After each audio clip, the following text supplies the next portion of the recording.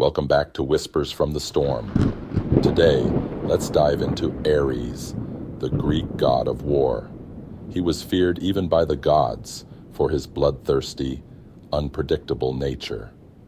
Known for embodying chaos and violence in battle, Ares represents the darker side of warfare. He was feared even by the gods themselves, bloodthirsty, unpredictable, and relentless. To the Greeks, he was the embodiment of raw violence and the chaos of battle. His name is Ares, the god of war.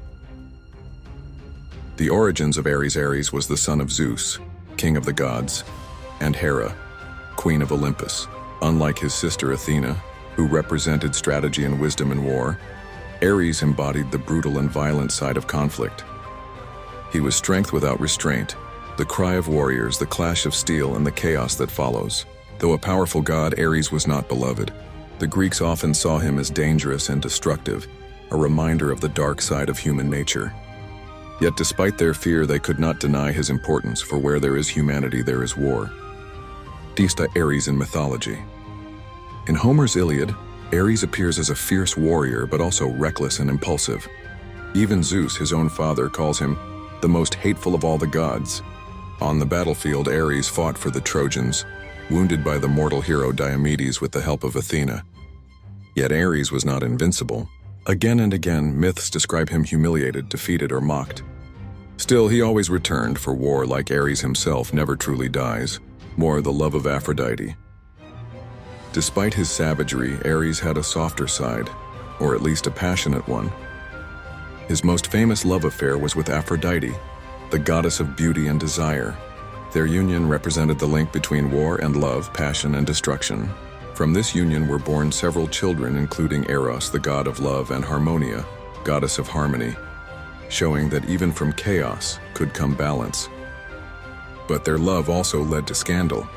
When Hephaestus, Aphrodite's husband, discovered the affair, he trapped them in an unbreakable net, exposing them before all the gods. This myth revealed the vulnerability of Ares, not always a conqueror, but sometimes a fool. Ares and his children. Ares fathered many children, most of them associated with war and terror. Phobos and Deimos, fear and dread, rode beside him into battle, spreading panic across armies. Nike, goddess of victory, was sometimes said to be his daughter, representing the triumph that follows carnage.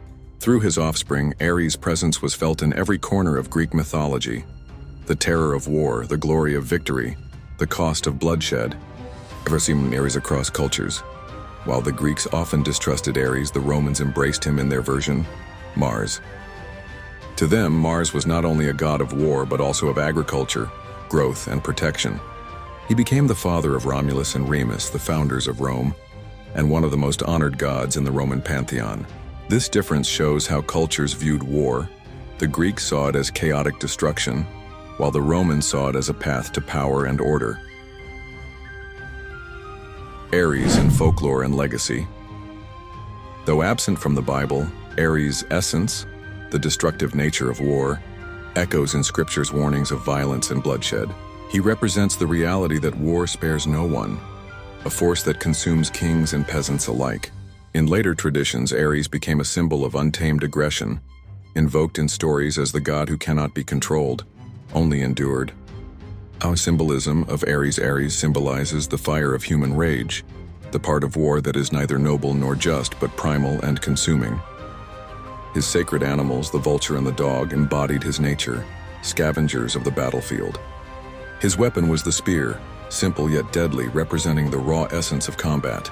Though he was often hated, he was never forgotten. For in every war, every act of bloodshed, the shadow of Ares could be felt. So who is Ares? A god despised even by his own father? The eternal force of bloodlust and rage? Or the reflection of humanity's own thirst for conflict? Perhaps he is all of these. For when swords clash and chaos reigns, when fear and dread march alongside men, the Greeks believed it was Ares himself, howling in delight, forever feeding on the fire of war.